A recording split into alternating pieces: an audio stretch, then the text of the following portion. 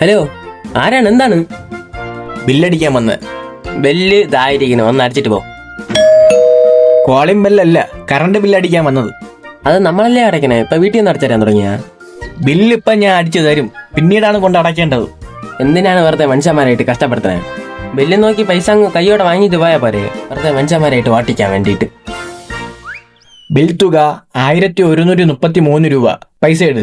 അയ്യോ ചേട്ടാ, ഇപ്പൊ പൈസ തരാമൊന്നുമില്ല, പിന്നെ തരാം. പിന്നെ തരാന്ന് പറഞ്ഞ് എന്നെ ഇട്ട് ഓട്ടിപ്പിക്കുമ്പോൾ നല്ല രസമായിരിക്കും അല്ലേ? അത് നിങ്ങളെ ജോലിയല്ലേ? എനിക്കൊരു ജോലി തന്നിട്ടുണ്ട്, ബാക്കി ചെയ്യേണ്ടതൊക്കെ നിങ്ങളെ ജോലി.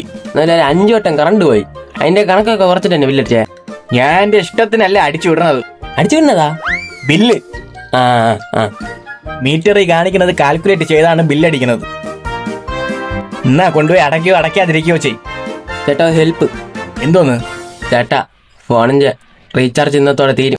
അതിന് വീട്ടിൽ ചോദിച്ചാലേ തരൂല. അതിന് ഞാൻ എന്ത് ചെയ്യാൻ? ഈ 1133 കൂടെ ഒരു 349 കൂടെ ആഡാക്കി തരുമോ? എന്നാൽ കറണ്ട് ബില്ല് അടച്ചതാവും, ഫോൺ ബില്ല് അടച്ചതാവും.